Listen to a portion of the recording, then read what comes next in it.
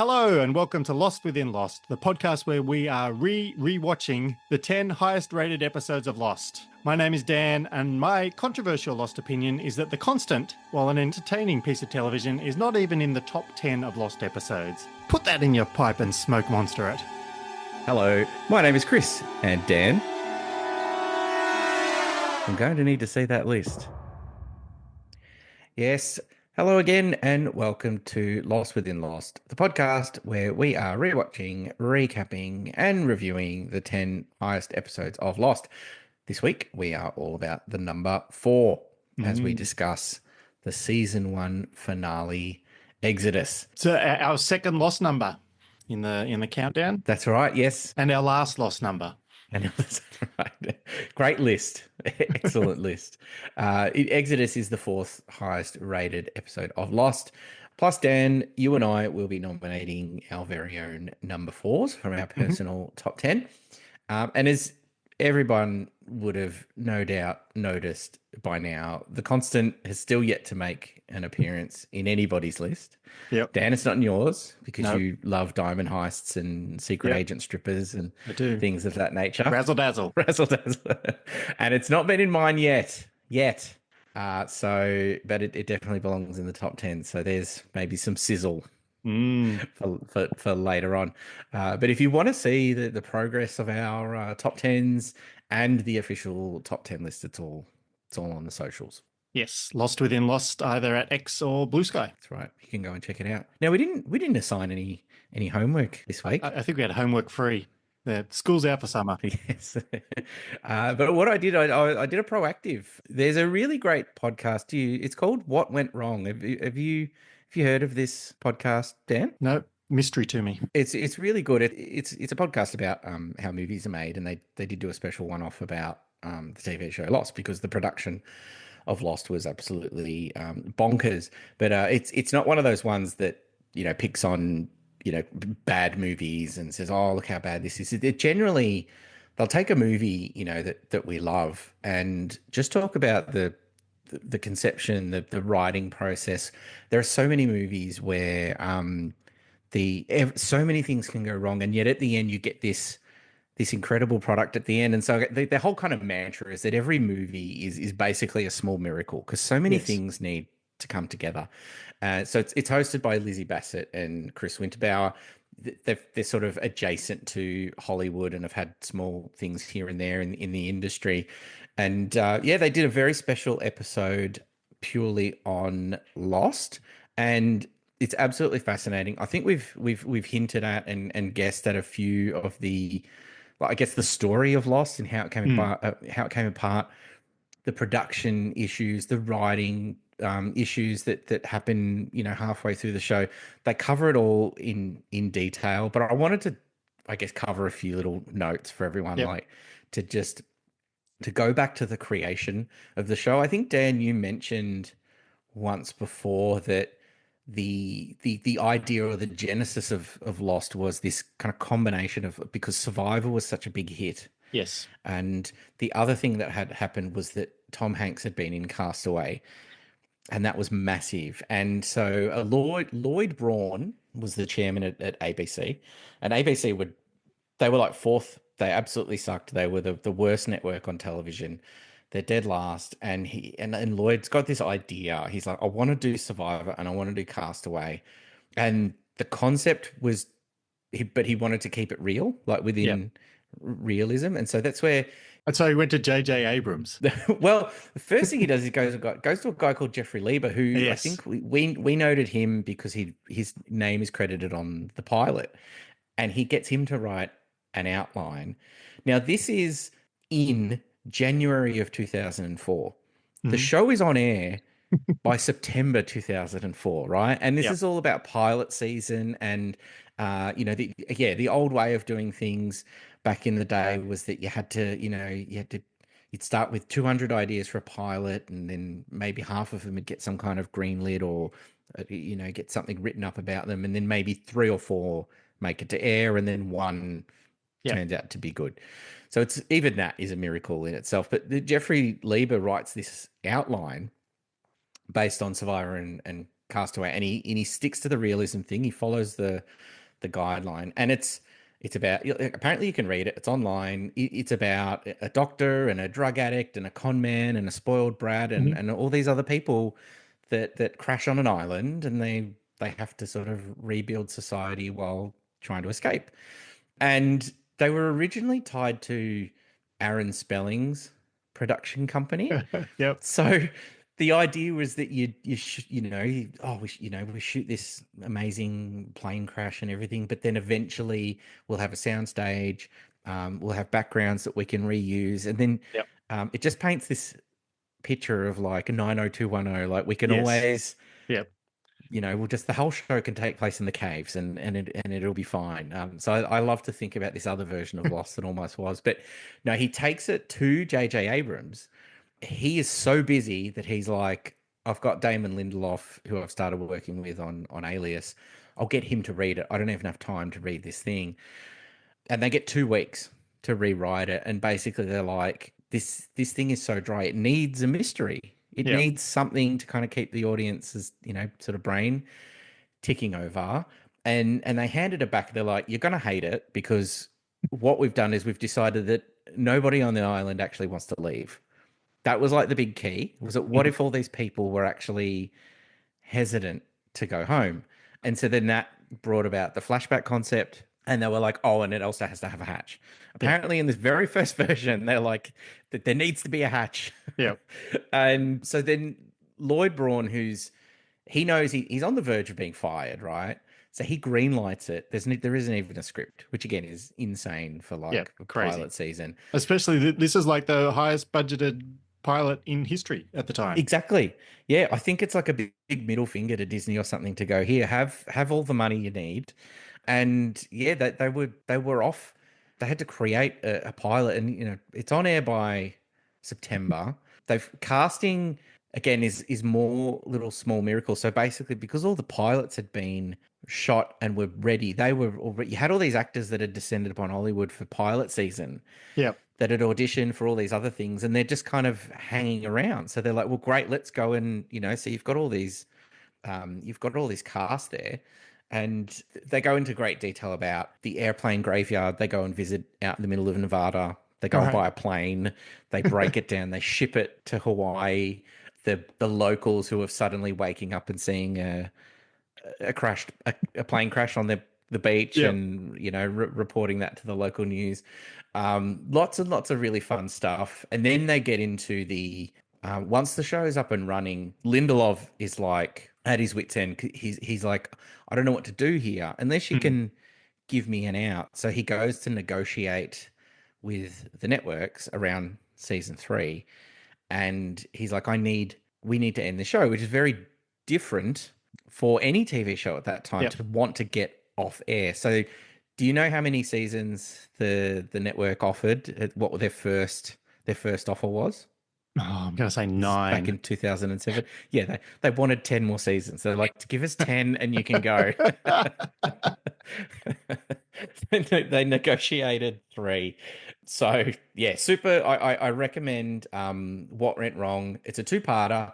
The Mhm. second part gets us into some really interesting stuff. Some of you may remember reading some articles about the writers' room. There was some Yeah. accusations of some sort of toxic behavior. They Yep. cover all of that. Harold Perrineau, he was quite outspoken after leaving the show. He was quite disappointed in the portrayal of Michael and Walt, and the fact that they never got a happy ending. They touch on all of that stuff. It's really, really interesting. So I recommend it. Okay. Sounds good. Yeah, you'll learn everything about how the show sort of came to be. So yeah, that was my homework Oh, good for work. the Good, week. good self-fulfilling homework. Good listen. And I also recommend their episode on American Psycho. Oh, okay. Yeah, fantastic I listen. love that movie. Yeah, give that a listen. That had quite the journey before eventually being made. I can imagine that was a full-on book as well. Yeah. Yeah, exactly. And the what's really interesting is that I'm gonna misremember, but the director, the lady who directed it, what really understood the feminist themes of the book, Yeah. and the culture, and the toxic culture of what that movie was all about. Yep. However, on surface, when people just heard about the book, there was a lot of pushback. So you had a lot of people from that community pushing back, and she's like, no, and she's trying to explain, no, you don't get it. And then none of these studios understand Yeah. the complexity of that story. It would do my head in. This is why I'm not this is the only reason I am not a director of major Hollywood motion pictures is because this would do my head in. I'm sure that's the only Yes. thing preventing me from doing it. Yeah. So yeah, give it a listen. Even just to so you can imagine a world where Leo DiCaprio almost played Patrick Bateman. Yeah, it's a good what if. It's a good what if. But yeah, so yeah, we're here to talk about Exodus. Exodus, the season 1 finale, 3 Yeah, parts. yeah. It's a three-parter. Shall I go through the basics? So yeah, this is season 1, episodes 23, 24, and 25. Of course, the in the US, it aired in 2 parts. The Yep. finale was like a movie length. But I'll give you the 3 IMDb episode descriptions, because I always I like to hear your blog reviews Hmm. in contrast. So part 1. The French woman arrives at the camp with a dire warning about a group of survivors known as the Others. The That's others. part 1. Oh, yep. Part 2, the castaways on the raft are surprised at sea by something unexpected. Meanwhile, remaining islanders attempt to blow open the hatch, and a visitor to the encampment might be a threat to Claire's infant son. It's a bit Mm. weird because it's kind of happened, things happening the other way around. Yep. And then the third one just says a visitor to the encampment could be a threat to Claire's son. So IMDb clearly doesn't make sense. So Yep. Dan, can you do us a favor and tell us exactly what actually happened in these 3 episodes? All right. So here we go. We'll start with part 1. Everybody off the island. That's the message of the crazy French woman who wanders back into camp babbling nonsensically, i.e., in French, about the others. Sure enough, there's black smoke emanating blackly from a black rock which surely portends black times indeed. Sensing this, Sawyer, Michael, Walt, and Jin set sail. So rushed are they that they abandon the dog. In perhaps the most well-reasoned strategy seen to date, everybody else decides that they'll go hide in the spooky hatch. I'm not sure, but it sounds like one of Charlie's ideas. So that's the first part. Exodus Part 2. A new character tries to worm his way into the established cast. Obviously, the Doc, Kate, and co are having none of that, and so they trick him into blowing himself up with dynamite. That'll teach him. Sawyer, Michael, Walt, and Jean continue to sail seas 1 through 7. Michael lets Walt steer the boat, and he immediately breaks the rudder. Luckily, we can rely on Charlie to do something even more stupid. Back on the island, he leaves Claire and the baby alone with the crazy French woman. She immediately steals the baby and cracks Claire's head open. After briefly and inexplicably having a go at Saeed, Charlie eventually blames himself for this turn of events. So does everybody else. And then part 3. It's the final episode of the first season, and all the big questions are finally answered. Is Locke truly insane? Answer, yes. Is there any way the Doc can prove his love for Kate? Answer, yes, by carrying her share of dynamite. Doc, you smoothie. Can Charlie manage to bring back the baby without totally fucking everything up in his usual fashion? Answer, yes. Season finale shock twist. And finally, and most importantly, will Jin's growing grasp of the English language prove far more dramatic and suspenseful than the others kidnapping that creepy bloody Walt? Answer, yes. All other questions remain unanswered until next season, most notably Kate's Island waxing secrets. So there we go. Well, there you go. That's a common theme that's been brought up in our conversations with Fiona, and Yep. yeah, you're right onto it. On top of it. There. So yeah, so a few of the other details here. These episodes were written by Damon Lindelof and Carlton Cuse, as often was the case for these finales, and directed by Jack Bender. In the US, first episode, part 1, aired on May 18th, 2005.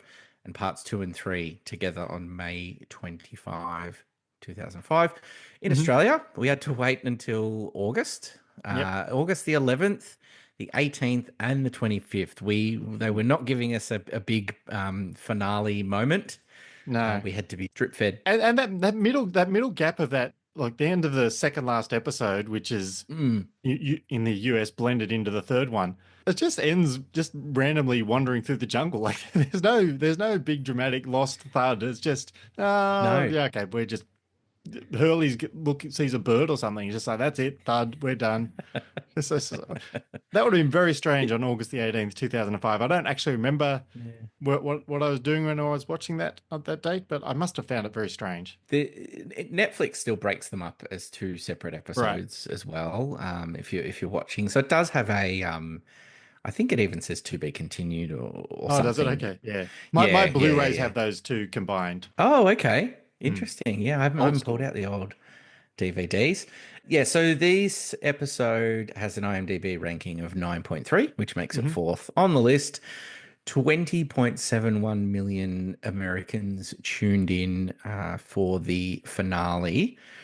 Over in Australia, Dan, would you like a little deep dive? Yeah, so the rule of thumb is like a tenth, so we're talking 2 million ish. That's a big Yep. number, and I'm Yeah. spread over 3 episodes. I'm not quite sure how Mhm. that works either. So just fill me in. We have talked about the premiere of season two, and people Mm. were hot for the premiere. So the finale did fantastic business for Channel 7. So first episode on August 11, Lost does 1.86 million metro Yep. viewers. So by the time you add in regional, you've hit your Yep. 2 million. They've Yep. done really well there. Over on Channel 9, TV show called I Can Change Your Life with Paul McKenna. Does this ring a bell to you at all? No, I was clearly watching Lost that night. Yeah, yeah. Any idea who Paul McKenna is? Not really. No. No, so I'll give you the quick description, right? So this is a show from the UK. Right. In I Can Change Your Life, Paul McKenna helps real people overcome personal struggles and achieve life-changing results using powerful techniques like hypnosis, Oh, cool. neuro-linguistic programming, and psychological coaching. Paul shows how you can reprogram your mind to overcome fears, break bad habits, and unlock your full potential. So no spatio-temporal time No. travel in this, but so he's a hypnotist, right? He's a stage hypnotist who's got this TV show around self-help, right? And I'm like, I smell bullshit. So Yes. what do you do when you think you smell some bullshit? You go to IMDb and you see Mhm. if they have a controversies tab. And lo and behold, there's a controversies tab. So Right. two lawsuits for Paul. He successfully sued the Daily Star for libel after they published an article claiming that he damaged the mental health of someone who took part in one of his stage shows. Lawsuit number two. So he sues the Daily Mirror for libel because there was a TV critic that was constantly writing articles about him, accusing him of having just bought his degree and that the whole thing was bogus and that he just sort of paid for it. So But his degree in hypnosis. yes, yeah. He's he gotten his degree from LaSalle University in Louisiana in Right. 1996. Yep. And and I'm like, okay, I've got to dig further into this. So look, he wins the case because it's just about suing for libel, but the judge makes all kinds of comments because LaSalle was not what it seemed. In fact, back in 96, the president of the university, Thomas Kirk, admitted to the FBI that it was not officially accredited as a university. At the following year, he was jailed for 5 years of fraud. Okay. So McKenna's in court trying to tell them that I knew nothing of this fraud when I enrolled for a doctorate in hypnosis. And he even had to admit in court that he did not know what PhD meant, and yet he was using it on as part of his name. So very, very funny stuff. So he said while he admitted the revelation had devalued his qualification, he insisted he did not believe that his PhD was bogus. So Mm. that was a fun Yep. rabbit hole, which apparently there's even more to it, but I'll leave it at that. So that was Paul McKenna's I Can Change Your Life. Over on Channel 10, Law and Order. Million people watching Law and Order. Only 560,000 people had tuned into I Can Change Your Life. What do you think was over on SBS, Dan? Soccer. 2005, August 11th. Oh, it's a soccer World Cup or something. No, I don't know what it is. Mate, it's who are you? It's the third test from Old Oh, Trafford. that's right. Okay, I forgot SBS had the cricket that year. Yes. Oh, so I would have been juggling back and forth between those ad breaks. Yeah. Okay. Yep, this was the famous test That's series. This is the right. one. Yeah, this was a draw. Warney had hit a 90, Yep. claimed his 600th test wicket in this game. punter, 156. Michael Vaughan, 166. So some big scores, but yeah, ultimately a draw in yeah. Yeah, that was Brett Lee and Glenn McGrath surviving 4 overs on the in the dying moments of the fifth day. That's right. Yeah. Remember it vividly. Yes. Although that would have been several hours later. That would have been at like 3 a.m. or something. Yeah, because this thing's on at like starting around 7:30, 8:30, Yeah. I think. And yeah, Yeah. excellent. Remember it, yeah, vividly trying to stay up as late as possible. Second week, August 18th, over on Channel 7, Lost. We've hit the 2 million mark of We. Metro viewers. So yeah, going really, really well. The cricket's not on, so I Can Change Your Life gets a 250,000 people boost. So Yep. those that were watching the cricket obviously were like, well, Lost is, maybe a little bit of Lost, but some of them have decided to watch The Hypnotist. Well, he was an English hypnotist, wasn't he? So Yeah, maybe yeah. there was, Yeah, maybe they just wanted to see some more English buffoonery. And then over on Channel 10, Law and Order SVU repeat, 975,000 over on 10. So a lot of people watching TV at this time. Massive. Now, the third week, Channel 7 are finally airing that third episode. They're up to 2.06 minutes. So they've grown week on week on week. It's fantastic stuff for them. Yep. Do you know what they decided to use or to run as the lead-in? Obviously, massive opportunity at 8:30, 7:30. Well, the logical thing would be to run the first part of that episode, but I'm assuming from the tone of your question, that's not what they did. No, you've got to premiere a new show. Which reality format came back right before Lost started? Was it Big Brother? No, Wasn't it it's Big the Brother? Mole. It's the Oh, the Mole. Mole. Okay. Hosted by Tom Williams. So yeah, this was the return. There was no 2004 season due to poor ratings in the third and fourth season. So this Yeah. this was the fifth season of the Mole. So yeah, it was revived in 2005 with the hope that ratings would return. They would not. Poor ratings meant that there would be no further Mole until 2013. Now, Williams was brought on to host the show because the previous host, Grant Bowler, was unavailable due to a prior commitment. And Grant Bowler, for those who don't remember, is, of course, the freighter captain. He is the captain of the freighter. So Everything's connected. Yeah. Everything is lost. Everything is connected. Now, in my head, I was like, hang on a second, is he filming? But that would be season 4. Yeah. This is season 1. So Although on the outskirts of the island, like time works in mysterious ways, so maybe he was filming it. yeah, it's possible. Just quickly on the Mole, in the first episode, right? So the first boot is a singer named Josh Barker. He was the first one out. And they do these live eliminations in studio. And as all the players have to nominate the Mole, one of the production assistants yells out, "It's Josh!" Apparently, none of them heard the entire season was almost done then and there. That's very funny. Yes, but apparently no one had sort of heard. So, or no one admitted they heard. No, well, I mean, the Mole ended up making it all the way to the finale. Okay. Yeah, and my second favorite thing of note here was that the show was sponsored by the PlayStation Portable, and so each week, all of the instructions that they and the missions they would get would be received on a memory card that they would have to put into their PlayStation Portable. What a time! And then, of course, Lost came on immediately afterwards. Over on 9, it's another episode of I Can Change Your Life with the fraud Paul McKenna, or alleged fraud. And over on Channel 10, it's another SVU repeat. But over on SBS, it's time for the fourth test. Oh, is it? Dan, this is from Trent Bridge, the fourth test. This England win this one. It's all over from here, isn't it? Like it's a bit of trouble there. It's all not looking good for Australia. They may lose the Ashes for the first time in 16 years. We'll have to tune in next week where we won't discuss that at all. No, we won't. Buy one of my books. I'm sure I revealed the secret there. Yes. Sean Tate made his debut in that test. He did. It's funny hearing some of those names. So that's how it played out on Australian TV back in 2005. Dan, before we jump into do you want to jump into the episode? Have you got any memories or anything you'd like to share? Weirdly, I don't have any strong memories of watching this at the time. I would have been watching it. I was tuning in every week. Despite the cricket being on, I would have been flipping back and forth. I would have been watching Lost, flipping back to the cricket, checking the score in the ad breaks, watching a little bit, then coming back to Lost. I would have prioritized Lost at this point. and just caught the cricket because it's only an hour. Cricket games go for like days, so that's fine. Yeah, Like I, yeah, I, I could skip an hour to watch a bit of Lost. yep. So I've, yeah, I I've, would have definitely been watching it, but I have no real memory of the reaction to any of the big cliffhangers. I don't really remember what I was doing when they, sent the thing down the tunnel at the end for Desmond, and I don't remember them mhm. stopping at that point. I don't remember being frustrated by it. I just have no memory of watching this the first time around.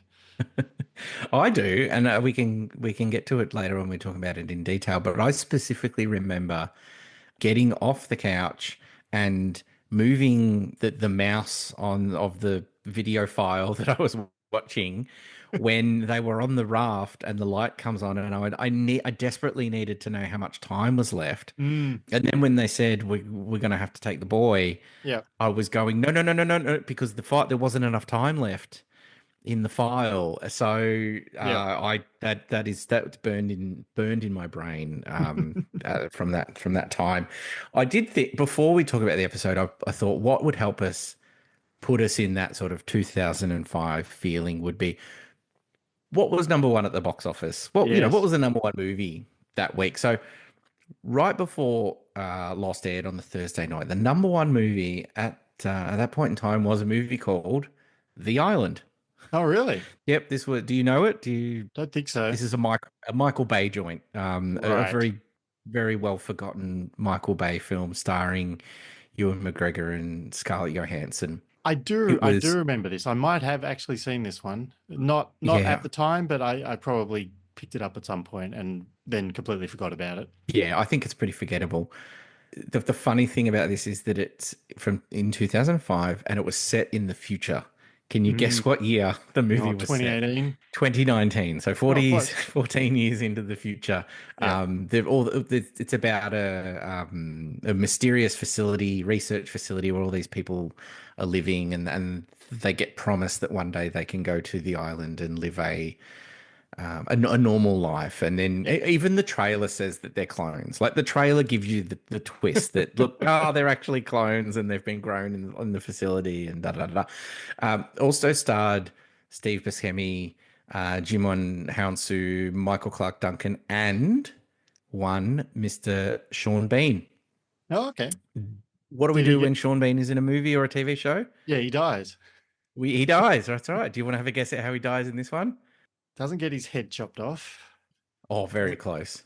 Very close. He gets shot through the neck with a grappling hook, Oh, there you and go. is That's pretty then close. and then hung. So one of the more violent one of the Sean Bean deaths. But by the weekend that these episodes had aired, Wedding Crashers would be your number Ah, one. yes.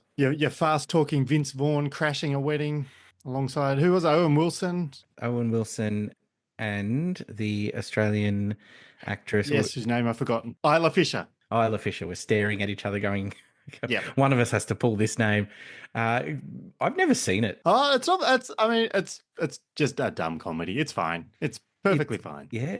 It's my experience is it's one of those movies that people talk to you and they never stop to ask if you've seen it. They just start rolling into it because there's this assumption that you've seen it, especially if you're of a certain age.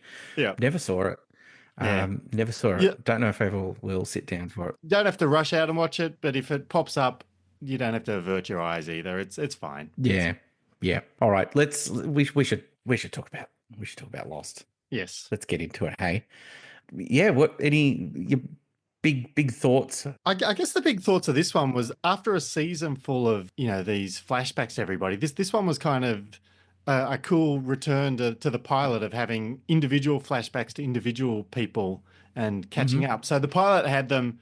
You would flash back. I think it was just on the plane. It was the only time we flashed back to them in the pilot. I don't think you flashed back any earlier than that. No. But certainly in this finale, we flash back to the airport and them all getting ready to get on the plane and their adventures in getting to the airport in some cases. So yeah, I thought that was kind of a nice way to kind of frame this big finale. Yeah, it's a nice kind of bookend, I think, because Yes. yeah, we sort of start the show with the flight, and then we end with everyone rushing on board. My favorite is Hurley. Like Yes. it's a really light-hearted scene.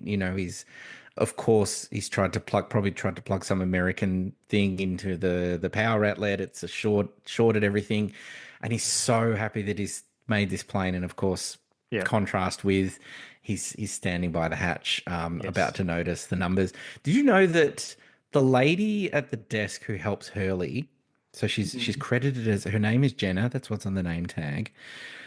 The same actress would play a receptionist at Oxford University, I think Oh, in season really? in Jughead. Jughead, yes. So when we Okay. go back to Oxford, Yep. the same actress, she's got a terrible New Zealand accent in this episode, but yeah, she's also in Jughead. Does she have the accent in Jughead? Do we remember? We said Oxford, so I think she's got a I assume not. yeah. No, I assume she's having It's a not the having same a go character. at it. Maybe it's her twin sister. Yes, yeah. That's it's one for the inevitable lost return one day. Mm. Yeah. I love Sawyer. Did you know that Sawyer had headbutted the Honourable Warren Truss, the Minister for Yes. Agriculture, Fisheries and Forestry? Yes. I do love that. Yes. I mean, he was lucky to get away without like a booting. Yes. I- I mean, he's told he's never coming back. I like that because the cop goes really hard at him and he's like, how do you live with yourself? You know, he knows mm, he's a con man. He reveals his name, James Ford. And then, yeah, we've basically got like Sawyer's redemption is kind of in at the end of this season, you know, when yep. he goes and he builds the mast. He has that conversation with Jack Yep. and talks about how, you know, that lets him know that his father was proud of him. He takes a bullet for Walt. Like he's Yep. full. So I really liked how they would go back and revisit these, you know, how they were on the plane to show how far they'd come, especially Mm. Michael and Walt, you know, waking up in the hotel room to their relationship. They're fully bonded, you know, Yeah, well, on Walt's the a little raft. dick in this, in all the flashbacks. He's playing the music loud. He's like, Yeah, he's yeah, like one yeah. of those annoying people on public transport who doesn't have headphones or anything. He's just playing their iPhone out loud. Just like put some headphones in. But yeah, no, he was very annoying. He also has a golden retriever in the hotel room. Yes, How does that work? it's Australia. I don't know. He just checked him in, smuggled him in. I don't know. Maybe they paid Mm. extra. And speaking of Michael, I love everything about the raft. Mm, Include like I think Sawyer, Michael, and Jin is such a great combination. I feel like it's a strength of it's what I love about this show is that you can occasionally throw characters together and there is a dynamic. Like yeah. there'd been history with these three characters throughout the first season, but it's such a good combination as that those, you know, out on the water. Yeah, yeah, yeah. That kind of reminds me of as you were talking about last week with Trisha Tanaka. It's just you could throw any set of characters together pretty much, and you get some kind of interesting dynamics. But this one is good because we did have the Michael and Jin big standoff earlier in the season. They did Mm-hmm. not like one another over the watch. Yep. Yep. Yeah, and Sawyer singing Bob Marley and Yeah, then bonding over that, and then he finds the gun, and then you're worried like, oh God, the last thing these two need is another fight, you know, yeah. while they're out there. When they leave the beach, Vincent is swimming after Walt, right? Which is No, that's not fair. it's so hard to watch, but it's some of the best animal acting I have ever seen Yeah, because he it's very seems to good. judge at what point he's like, no, we're too deep, and he turns. You literally see him do the one like the 180 and come back. Yeah. It's absolutely it's fantastic. Uh, that is a great scene. You've got the soaring music and like the raft Hmm. launch and people cheering for the sail going up. It's just yeah, it's one of the most powerful scenes in the entire show, pretty much. Just that raft launch. Yeah, and Charlie collecting letters for the Mm, bottle. It's just a nice like it's just a nice little thing to sort of add for that hope, right? And yep, the decision to end the first season on this, like, yeah, they might get off the island, like here's a tease, and yep. then of course, you know, there's friendly and like that's jaw dropping, absolutely jaw dropping stuff. When that, you know, like you feel the excitement and they're so like they are like the acting choices from Josh Holloway, who's just like he's standing in the background, he's got his hands on his head, he can't believe it, and Yep. they're just like, yeah, how are you guys? Where have you guys coming from? I can't believe. Mm, Oh, they're just so relieved, and then that we're gonna have to take the boy yeah. Is one of the best lines in the whole show for me. It is a great line, especially just after you've just had the baby being rescued. Rousseau's saying, "No, no, I heard whispers," and they're just like, "You're Hmm. crazy. They're not coming for the baby." And Yeah. it's, well, they are coming for a child. Yes. Yes, yeah, they were coming for the boy. We should talk about that. So, Russo, at the start of the three episodes, she turns up on the beach and has got this warning, and yeah, I guess she did. She has heard the whispers of from the others. Yeah, well, before she even gives the warning, just the way she wanders into camp. No, like, have these people Hmm. forgotten about Ethan? Ethan was running around killing like people. They had guards at every Yeah, door. It's like, nah, yeah, screw that. We're done with that now. yeah. Charlie shot him, so there's no more threat. Russo can just wander through the middle of the camp, do go wherever Hmm. she pleases. She's got a gun. It's Yep. crazy. Yeah, and she says that she's been a lot like she's never met anyone else the entire time Mm, that she's been out there. 16 years in there. And our crew have been there for like a day and they're already interacting with the other yeah, people yeah. on the island, which I find funny. But she does have very sort of clear rules. Like there's the black smoke, and that means that they're coming. So the idea is that she has done that, like that's her fire that she Mm. set right. Are we being led to believe that Yeah, I guess I hadn't thought about that. yeah, she wanted to get them alone because she wanted the baby because she did want Aaron to try and make a trade Yes, with the others. And so that was a false alarm that she made up. But the yes, threat was real. The yes. threat, the whispers, we're gonna take the So boy. the whispers gave her the idea to set up this plan. Yeah, that if they're gonna take the boy, she's like, well, I'll go get the boy so that they have to take Mm. him from me. And then I Yep, can demand Alex. And in her yep. mind state, she's probably, for her, Alex is probably still the same A a baby. Yeah. baby, just like she was 16 years ago. So it's sort of a fun twist that doesn't really. I had never thought that deeply about the black Hmm. smoke and who must have lit it until this very moment. So yeah, I watched this probably watched this episode many times and I've just Yeah, never yeah, really thought about it that much. So yeah, that's good. That yeah, all yeah. makes sense. Because Charlie's going, you're a nutter. There's no one else here. It's Yeah. just you. You tried to steal the Mm. baby because no, the others at that stage weren't interested in behaving like that, but they were enacting a plan, Yeah. and they did it. They went and Yeah. they went and got Walt. Yeah. But it kicks off the whole Black Rock expedition, Yes. which is heaps of fun. That's Uh, great. yeah, Russo mentions that one of her team members lost an arm, which is like Yes. such a specific thing. I wondered, like, do you think because we were eventually going to get some orientation stuff, like, and then Mm. there's Marvin Candle slash Pierre Chang missing an arm Yeah.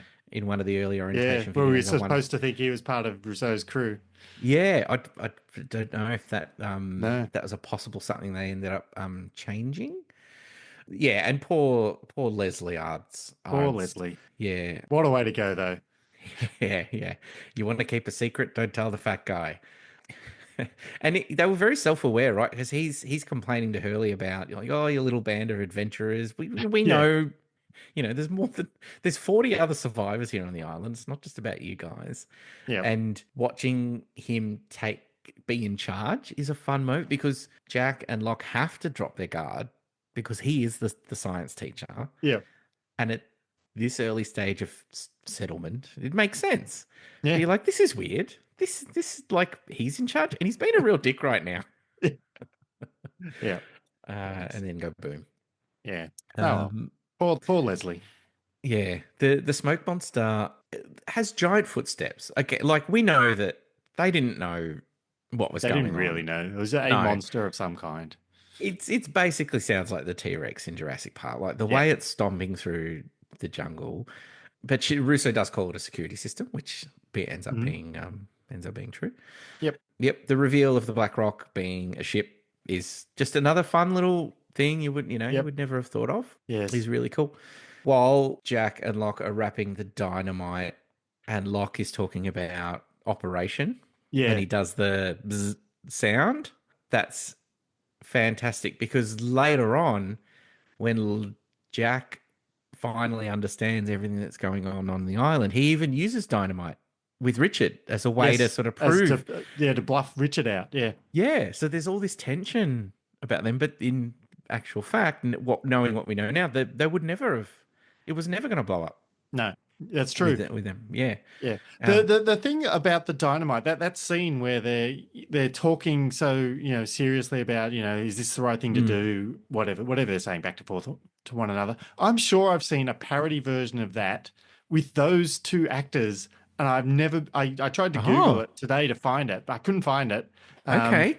but I'm sure I've seen a version where there's talking ominously about oh, are you sure this is the right thing to do? Oh, it's definitely the right thing to do. We've got it. This is the only chance we got. And then Yeah. cut to some I don't know, something ridiculous. I can't even remember Misdirection. what the Yeah. ridiculous thing was. But maybe I've dreamt that, but it feels very familiar to me as I was watching it. It's like, oh, there's a punchline I've seen here, but no, Okay. not in this Yeah. episode. So You if you know could what? track that down, that Yeah. would be awesome. But I'll be very impressed because I couldn't find it today. Yeah, if anyone else knows, if that sounds familiar to anyone else, please, because I feel Yeah. like I've tracked down most parodies. Yeah. We've got some absolute rippers today. When Locke gets dragged away by the smoke monster and they're throwing dynamite, and it feels like the beginning of the whole sort of man of science, man of faith, because he's like, Yeah. "Let me go. Yeah. This is I'll meant be to fine. happen." He's already made Yeah, friends with the smoke monster once. He's just like, it'll yeah. be He's like, fine. "No, no, I'm curious. I'm curious." And then yeah, when Hurley sees the numbers. Mm, And Locke just goes ahead. Again, I love that because Locke doesn't hesitate. He's so desperate for it to be right. Like yeah, he believes, but then does he really? Like he needs it to be right. And there's just so much of that in that second season. But he's like, I thought it was such a good moment that he was just like, no, I'm lighting it. We're doing yeah. it. We're so headstrong. Well, there's so much at stake for him as a character too, because I mean, he basically killed Boone to do this. So if he's Yes. wrong, then Boone died Yep. for nothing. So Yep. Yep. he must feel he's got to be right. Otherwise, that's Yeah. something Yeah. terrible to live with. There's got to Yeah. be something worth more than Boone down there, to be very crude. Yeah.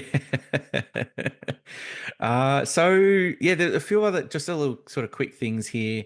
Also, the other interesting thing with Russo taking Aaron is that those memories that Claire has Mm, do play into her being the villain, but actually won't be clarified for another like 3 seasons, right? That yes. actually she had just sort of found her coming out of the facility. Charlie and Saeed get their own little side mission, which is Yeah, that fun. was good. Yeah. And Charlie finds a heroin pack that he can pick up and Yeah. put in his inventory. Yes, I didn't like that. Like, oh, I Uh, thought we've got character growth. That's what this finale is all about, and now we're gonna have to retread the whole sort of drug thing. So, yeah, and then the final scene, when after Walt had been taken, Charlie returns with Aaron. It's a really lovely sort of slow motion that then goes into Hurley finally arriving on the plane, and he gives yeah, the thumbs up to Walt and yeah. settles in and starts reading that comic. Happy ending. Yeah, yeah, I love that. So, Oh, sorry, and but before that, we do get the great scene where Saeed uses the gunpowder to fix oh, yeah, Charlie's head, and yes, I just love Saeed saying this is not going to be pleasant. And I think if an Iraqi torturer is telling you that something is not going to be pleasant, you're in a bit of strife. yeah, yeah, yeah, yeah. So brilliant. I love this season finale. Lots of fond memories. They're playing with all the things that our brains kind of Yep. daydream about, the idea of getting off the island, but the sort of the mystery. Well, I do have mysteries. I did tally the mysteries Oh, whenever okay. we're ready to get to them. All right, I've got one last final fact. I do love Yep. to shout out to Lostpedia.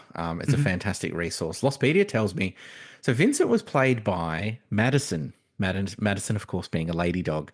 Yep. But they also sometimes used another dog by the name of Pono. Do you know Pono? Pono. No. Pono. So Pono was a boy dog whose owner ran the Diamond Cove Health Bar in Honolulu. So apparently the cast would go to this health bar. I assume it's like a cafe or whatever. They get all. I looked it up. It's still there in Honolulu. You can get yourself some amazing healthy food. So the cast would go there and they noticed the dog, and they're like, "That's Vincent." Yeah. And so they ended up using Pono in So Pono's Vincent's stunt yeah, double. well, yeah. So I'm not sure whether Pono had the scenes that maybe Madison wasn't ready to do that day or whatever it may be. So yeah, there were two Vincents. There's even a fun facts page about Pono. Mhm. Pono is especially fond of children, weighs 40 kilos / 90 pounds, and is an excellent surfer. So Yeah. I don't know why they never use that in the show. I- Vincent, when he chased the raft, he should have got on a piece of driftwood that fell off, surfed back in to Shannon. That would have been Yep. perfect. What a Yep. way! What a scene! Yeah, no one turns a head, no one blinks an eye, just Yeah. just Vincent surfing in the background. So just had to get that. So yeah, but plenty of mysteries Yes. by the end of this episode. All right. So I've got these are the ones that I kind of made note of as I watched the episode. These are new mysteries that were introduced in this season finale. First one, who is Ana Lucia? So we do see Ana Lucia for the first time in the Mm. show, Hmm. this season one finale. ChatGPT says Ana Lucia Cortez was a former police officer who arrived on the island as part of the tail section survivors of Oceanic Flight 815 in season 2. She is one of the main characters in that season until her death at the hands of Michael after being mistaken for one of the island's hostile inhabitants known as the Others. So Yeah. we're so good until it just got to that last bit where it's just like, not sure she was mistaken for another. No. I think we knew Michael's motivations. Yeah. So that was pretty close, but not quite there. Next mystery, the next big mystery. What is the infection that killed Rousseau's crew? So she talks about an infection that drives them all crazy. And so the infection that killed Rousseau's crew was never fully explained in later seasons of Lost. However, it was heavily implied to be tied to the monster/security system that roamed the island. I think that's probably correct. Yeah, close enough. Yeah. How did the Black Rock end up in the middle of the jungle? The Black Rock, an ancient sailing ship found landlocked in the middle of the jungle on the island, was explained to have been brought inland by a massive wave during an unnatural electromagnetic event. Not, not completely convinced it was an unnatural electromagnetic event, but maybe it was. I mean, I've never thought about that before because it still feels like, any kind of natural event sending a ship that high up to break the statue when you have the added element of whatever else is going on around the island. Maybe Yeah, it did sort of kick things up a little bit, yeah, but maybe. I also quibble with ancient to describe a sailing ship from the 1850s. That's old. I wouldn't, ancient feels to me like, 2000 BC or something. how did Richard survive that? That's even more. That's a question, right? But there were a few survivors of that. Yeah, a lot of people survived that. That thing took out an entire statue. Anyway, Yeah, don't know. Lucky. Like, must have just clipped it at the right angle. A couple more. Why do the others want Walt? The reason why the others wanted Walt was eventually revealed to be because of his special abilities as a candidate to take over the island's power and protect a ship. Close enough, I guess. Sort of. I mean, yeah, was he on the list? Is that the whole thing? Is it Ben's got the list? I think they wanted him because he had the psychic abilities with birds and stuff. They wanted to sort out what was going on there, I think. Okay. I don't think it was so much of him being a candidate. They were all candidates. So Yeah, there's no reason to single Walt out for that reason. And finally, of course, what's in the hatch? That was the big question. That was the number one question. And of course, the hatch that Locke discovered and blew up in season 1 contained a decades-old research station called the Swan, built by the Dharma Initiative. Inside the hatch was living quarters as well as a computer room with an aging computer that required someone to enter code every 108 minutes to push the button. So there you go. Spot on. Yep. Pretty easy to follow. I did when I rewatched Exodus for this episode. I had to throw on the first couple of minutes of season 2. I have to watch. You have to watch that opening. It's incredible. So good, great work, Dan. No stone unturned. Any historical media, some other things from that time? No, well, there's no official Lost podcast yet. I think the official Lost podcast starts in season 2, so we don't have any thoughts from Damon and Carlton on this particular one yet. So, yeah. Based on your reporting so far, it kind of sounds like a waste of time. Every time you explain it, But they don't give any answers. no, I'm like, well, why would I want to listen to this if these guys are just going to take the piss the whole time? I've got a couple of things here. So season 1, like obviously the show kind of takes over. It becomes it's a pop culture phenomenon. It's one of the most watched shows in the world at that time. So of course people are going to poke fun. Over on Channel 7, May 29, there's the launch of a new show called Let Loose Live. So Seven had taken their lost money and their Desperate Housewives money, and they're Mm, like, "This is great. We can launch something new here." And they had a crack at a bit of an SNL type skit show. That I think the idea was that Dave O'Neill would be the sort of head right. figure, or he will sort of get behind Dave O'Neill, but then also bring back a bunch of fast forward crew like Michael Yeah. Veitch and Peter Moon and Mark Downey, and they're trying to do this live in studio with a few pre-recorded skits and a special guest host every week. So it was an SNL It ripoff. sounds very SNL. Yes. Yeah, Let Loose Live. I think it ran 3 episodes. It was an absolute disaster. I will share the entire first episode is on YouTube, and I will share it because it features two lost skits. Skits in the most flimsiest of senses. Like they're Yeah. barely half a joke ideas. Oh, just terrible. Dan, you're a comedy writer. Like, have you ever tried writing in that format, the skit format, or even TV format? I've written a few sketches. I mean, they aren't easy, but Mm, you need more than half a joke, which is pretty much all the ones that these two had. They were not great. Don't like to be critical of people who are trying their best, but no, it almost feels like Dave O'Neill. Like, I feel like he was in the writers' room, and so the first skit is, well, it's them, it's the pilot trying to fly the plane and crashing, which never yeah, happens we yeah. don't see The that, but pilot shows up. They flash back to how they crashed essentially yes, yeah, in the and it's cockpit. Dave O'Neill. He takes a bite into a jam donut, and it squirts all over the pilot, and he's covered in red sauce. Yeah, That's which it. gets in Yeah, his eyes, so he crashes the plane. I think that was the logic. yeah. Oh, but you've got to like everybody doing their worst. Like someone is Saeed, and so of course he's doing the accent, and I think it's Peter Moon is doing Hurley, and the joke is that he's eaten everybody on the. He's Yeah, he's he's a a cannibal cannibal. now. Yeah, Yeah, he's eaten everybody because he's the fat guy, right? What else are we going to do? You've got to see it to believe it. So this is definitely one from the archives. Poor William McInnes was the host of that Mm. first episode. Australia loved William McInnes. I love William McInnes. He's a Western Bulldogs fan. He's a very humble man, just doing blue heelers, living in Williamstown, living in the west side of Melbourne. But this poor bloke has been forced to. He's doing ventriloquist routines in the monologue. Did he do a hypnotist routine with that English hypnotist whose name I've already forgotten? McKenna. Peter McKenna, no. Peter McKenna, no, no. Yeah, this was bad. Like it had its moments. Like again, I'm going to forget the name. The one half of Lano and Woodley is in it, and he's very good. And I think Mm. Sammy J is in there as well.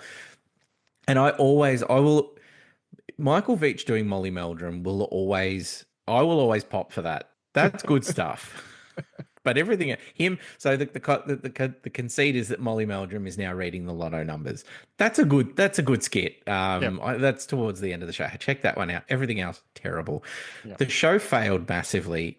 It had 1 million viewers, which is bonkers by It is today's crazy. standard. Yep. Yeah. So I've got to share that one. That'll be up on the socials, and of course, Mad TV Mm. did one as well. Sent that one through. What did you think of the Mad TV one, Dan? Well, it led very heavily on Jeff Probst. So Yes. they clearly got Jeff Probst in to do Hmm. a gag. Oh, we're on an island. Jeff Probst is on an island, therefore this is where they intersect. And then they went to town with Jeff Probst. It was like, all right, we're going to build this entire sketch around him. And it must be very difficult to write a lost sketch based upon the evidence we've seen over the last few weeks, because it's very hard to find a good one. I don't think I laughed. I might have half snickered at one point, but I can't remember what yet. But yeah. Yeah. Last week we talked about the Jimmy Kimmel Mm, finale skits, which used Jeff Probst yes. to vote somebody off the Yep. island. But here we are, 5 years earlier, Mm, with Mad TV, the first ones to think of Jeff Probst yep. voting somebody off the island. Good for them. Always fun seeing Key and Peele. I'll Yeah. always enjoy watching those guys. So yeah, not we'll post that one as well. I was better. I was better than the Australian sketch show, whose name I've already forgotten. Oh, yeah, yeah, but Let Loose Live. Yeah, mi miles ahead. The guy that plays Locke, I thought was quite funny, just throwing Yeah, knives at everything yeah. and at everybody. Bobby Lee never makes me laugh. I know he's very popular now. Not interested in what he's doing. Now, Dan, you wrote for Mad Magazine, right? I did. This is Yes, something you talked about in the first episode. Like, I'm really curious about the process, right? So Mad TV, mm. they're writing parodies and skits. Like, did you write any kind of parodies or like Not. it's a different structure, right? It's a different structure. Yeah, most of the stuff that I was called upon to write, and as far as I'm aware, Mad the magazine has almost nothing to do with Mad TV. Like it's just Yeah. branding, shared branding. Like I don't think anybody who wrote for either one went the other direction. Right, right. But in terms of writing for Mad Magazine, it was mostly just I was a lot of listicles and things. It was like, wouldn't it be like it was wouldn't it be funny if this combined with that? So, Mm. I think the very first thing I ever wrote was like modern day Mr. Men, and it was the classic Mr. Men, but Yeah, right.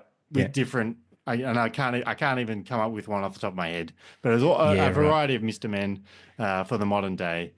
And then it was other things like, what if the royal family were the Avengers or something? So it was just like, okay, who would be who? And then I worked that out as well. So just a lot of pitch weird random ideas to Yeah, right. go in there, but very rarely. Every now and then it would be like there'd be a new hit Australian show, which obviously we had to do all the Australian parodies because Yep. that was our job as the Australian writers.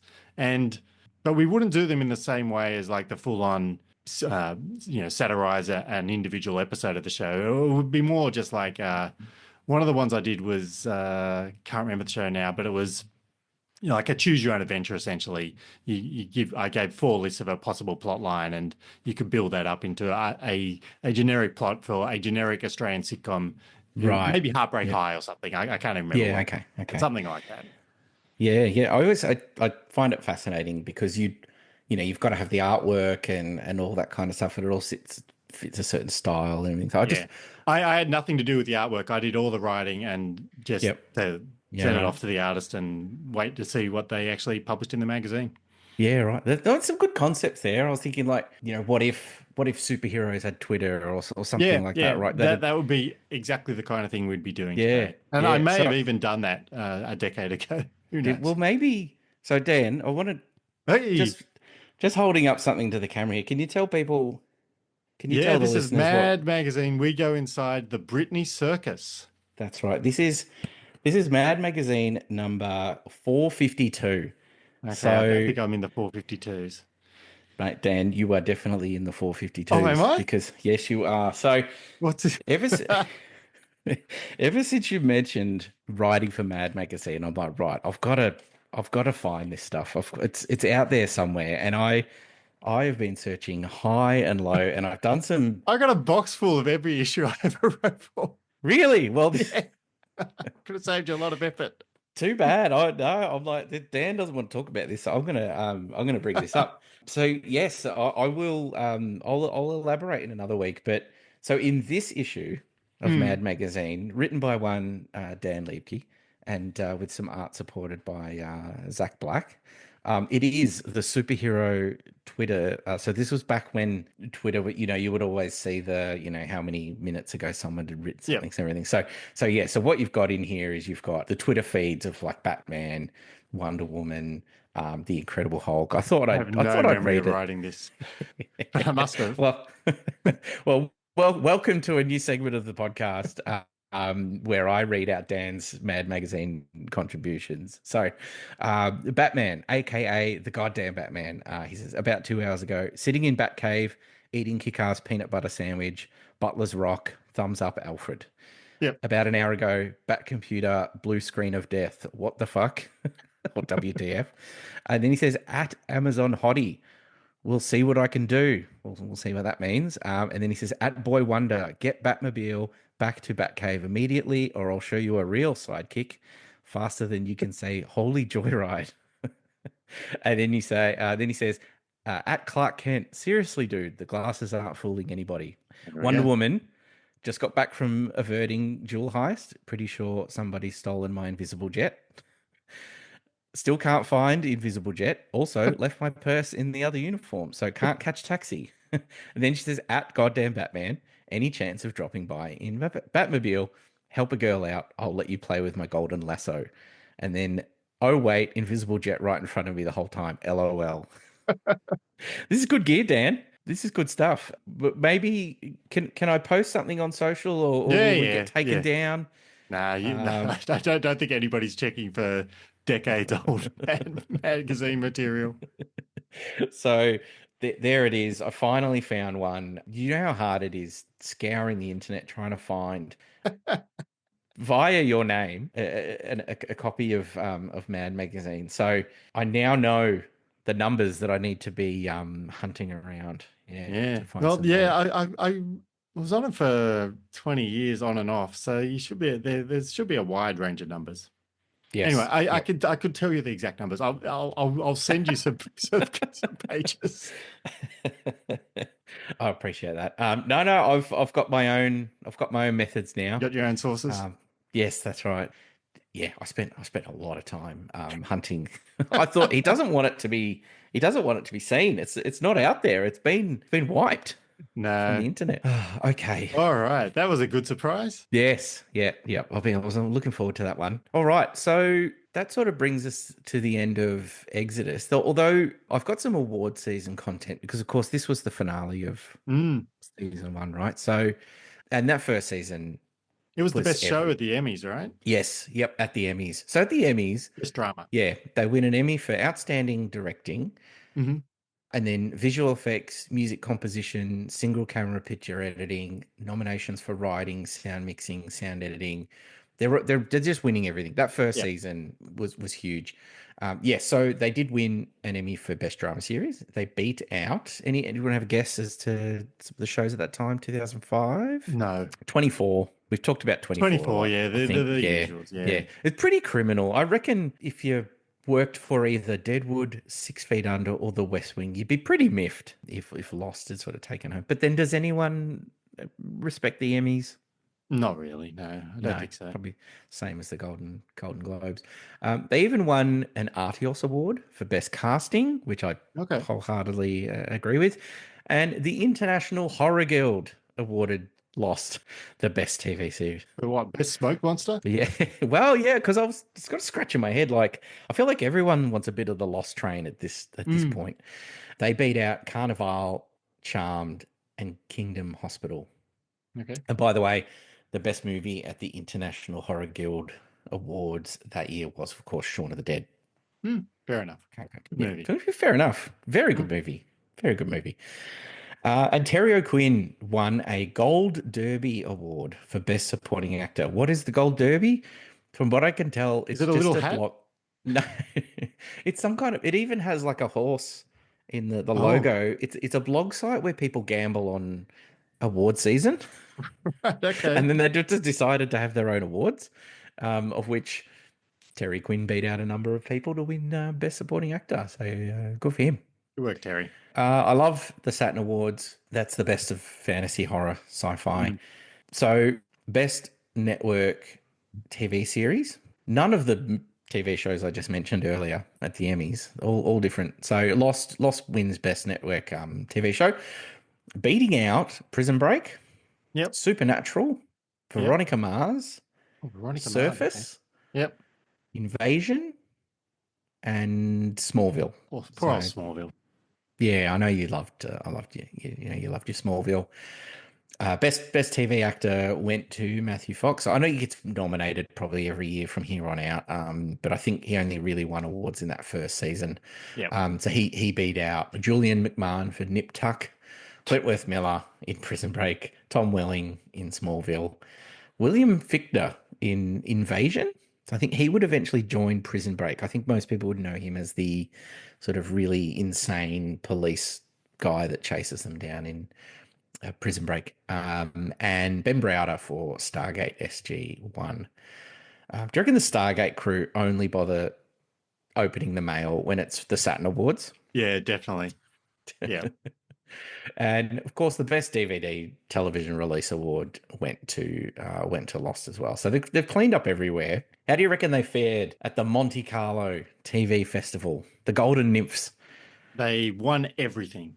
They won everything. Didn't win a thing. They didn't win a thing. They didn't even get nominated. No. Absolutely no love Hadn't from made it to Prince Monte Albert. Carlo yet. No, Prince Albert II, not until 2007. So I reckon someone's given him the first two seasons on DVD, Yeah. and he's gone, "This is great. Yeah.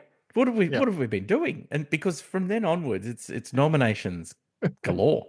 Yeah. So no love from the Monte Carlo TV festival. Very disappointing. So yeah, that's all. That's all the sort of classic media from back in 2005. All right. Shall we move on to list within a list? Yeah, we have to do it. But All right. anything from Exodus inspire you, Dan? The one thing that sticks in my memory the most from Exodus, out of all the things, ahead of, we're going to have to take the boy, ahead of all the hatch nonsense, ahead of us blowing up, is the one thing that leaps out to me every time is bloody Vincent running after that raft and making me cry. He does it every time. Like I don't burst into tears, but get a little bit misty eyed. Yeah, yes.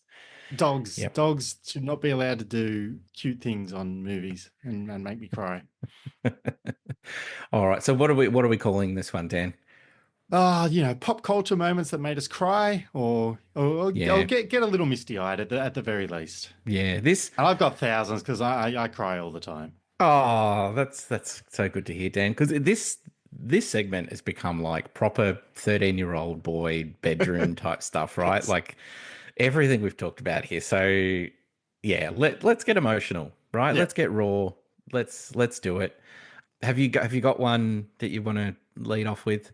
I'll lead off with one. I don't know, these aren't in any specific order, and I cry for all kinds of different reasons, but but the one that kind of stood out to me when I first started this list was the end of Dead Poet Society. Oh, Captain, my Captain! Everybody getting up on the desk. Very emotional. I can't remember when I first saw that. Mid '80s, so that must have, or late '80s. So I must have been a teenager at the time.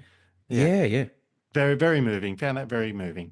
You would have been the perfect, because I saw that way too early. So I had older cousins that we would visit with all the time, and so we would watch movies that were way too inappropriate for when me and my brother were still quite young.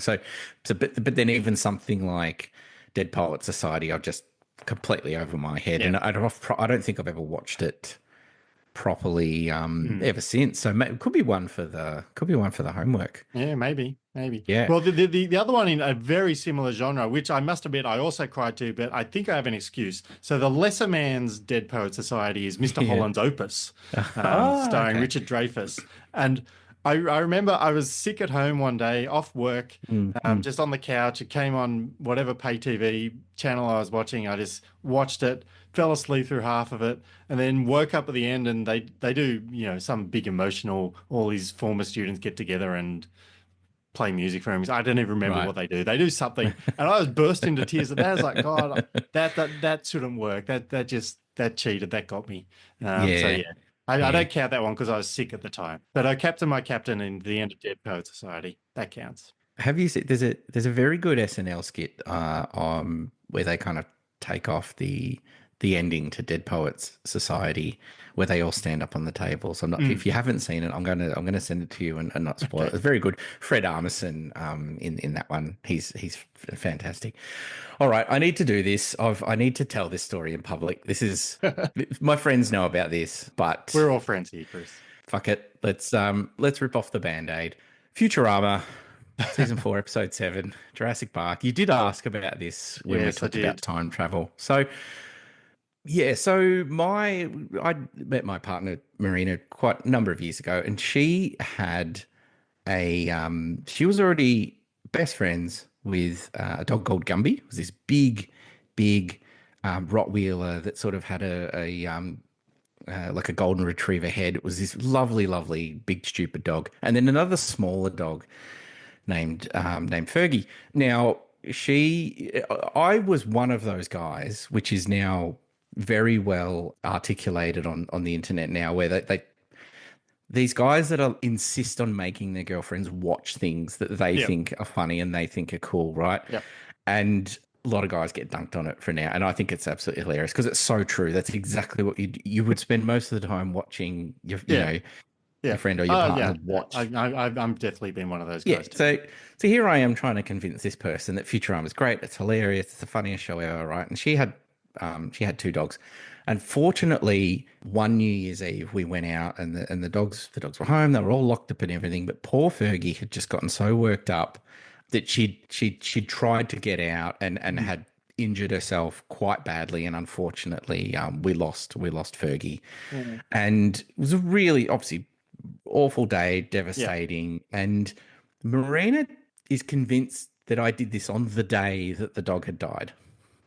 I'm like, I cannot I cannot bring myself to think that I would have done that. I'd be that stupid. But then Yeah. again, I'm a boy. I'm an idiot.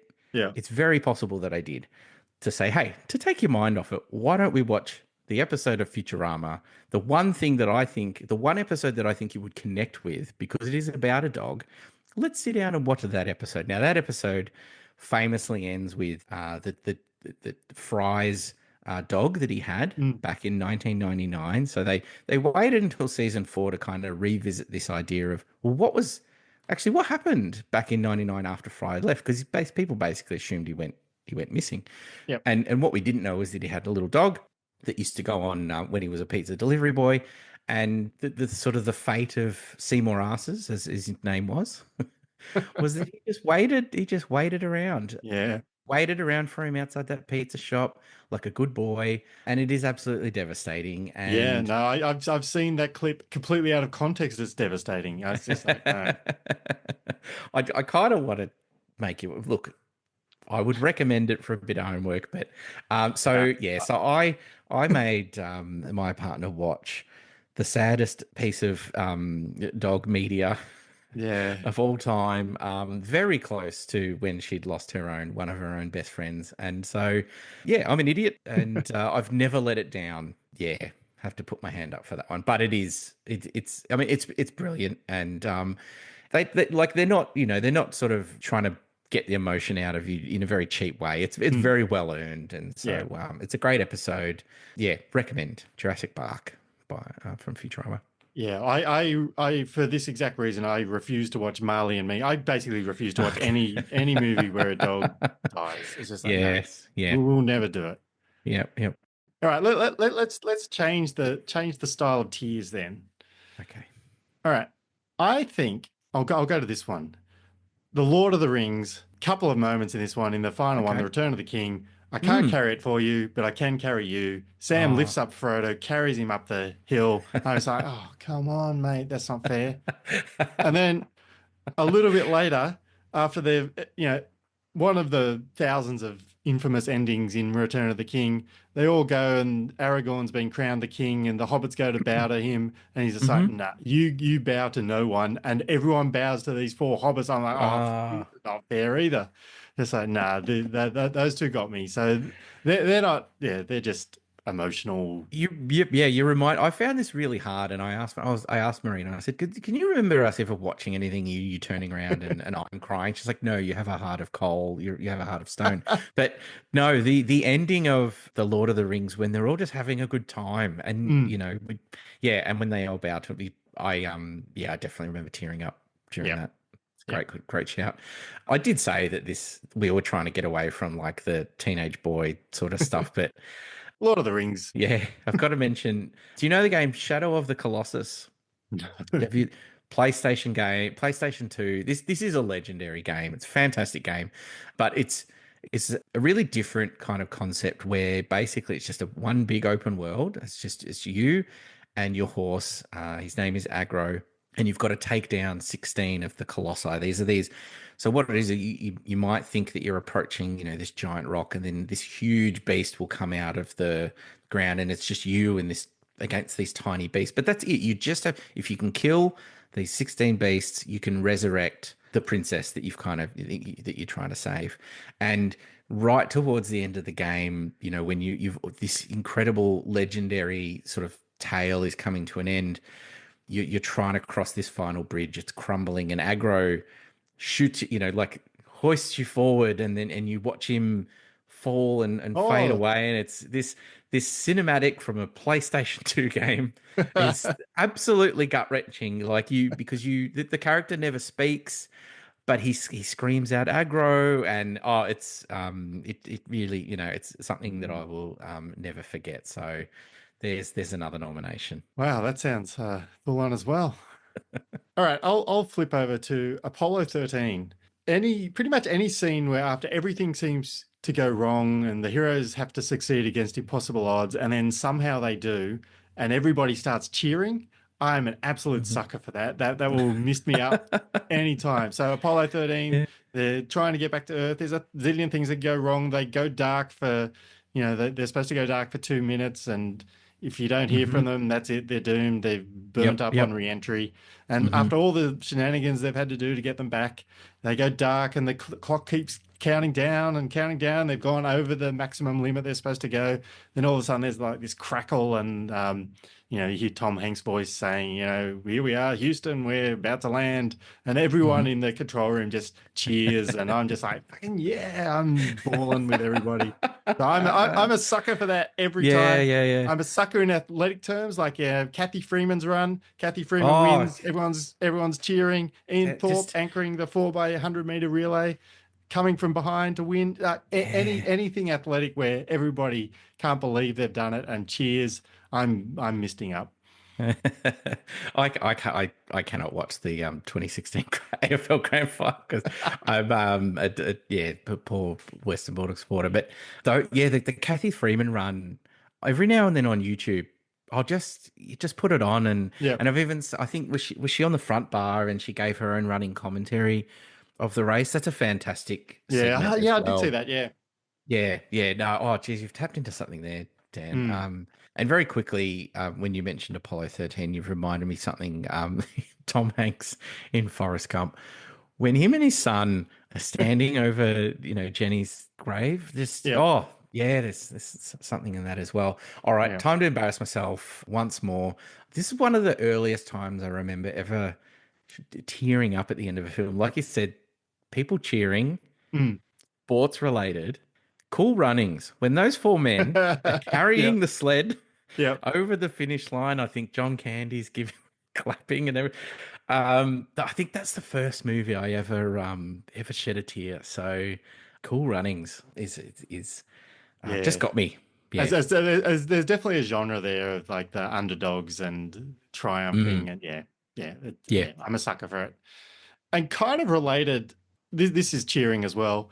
Superman the movie, when Superman first shows up and rescues Lois from the helicopter crash, Superman rescues her. He says, "I got you," and Hmm. she says, Hmm. "You've got me. Who's got you?" Yeah. And then he just smiles, catches the Yeah. helicopter, and the Yep. crowd beneath start cheering and applauding Yeah. Superman. The music is triumphant. Just like, nah, that's brilliant.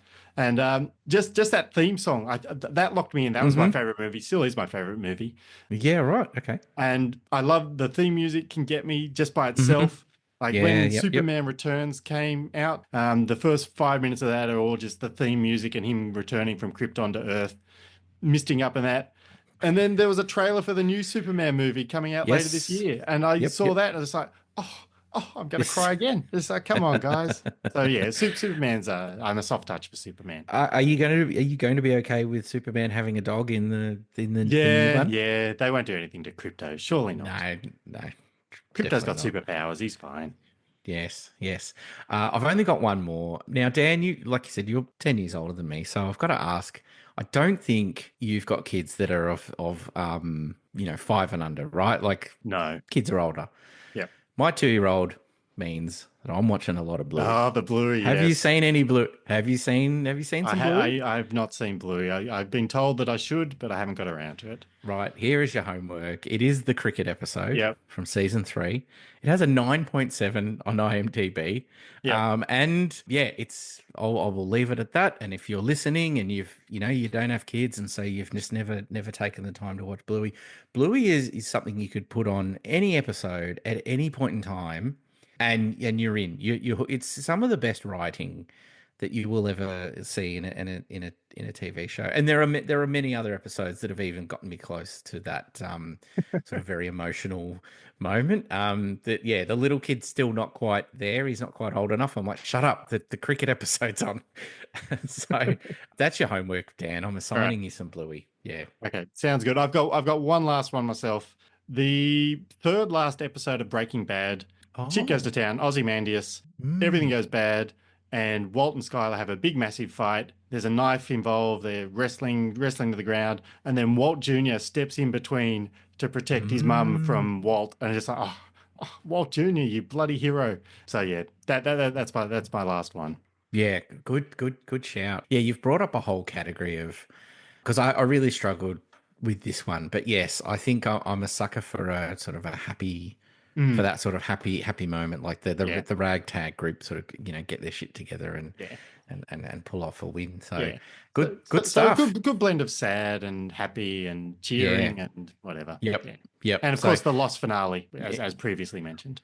absolutely. I'd written it down as soon as Vincent decides to lie down like a good boy Oh, next to Jack. It's yeah, no, gone. yeah. So I'm happy to admit that always chokes me up. So that's list within a list. I thought this week, come on, we've got to get away from all the ridiculous boy theme stuff.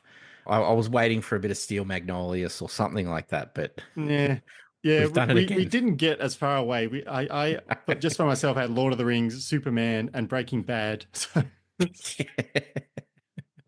oh, we tried. Okay, Dan, here we are. We're at the Pearl Station, deep down below. Now, the old dot matrix printer here has just printed out a whole stack of feedback for us to Yes. go through. Yep. So, shall we do it? Shall we get into some listener feedback? Why not? See who's been talking to us. What kind of messages they've been sending. Yes, yep. What's been coming through on the old transmission?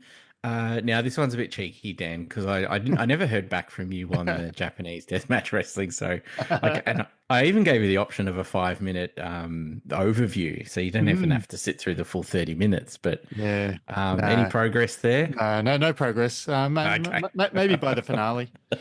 Maybe for the finale. Okay, all right.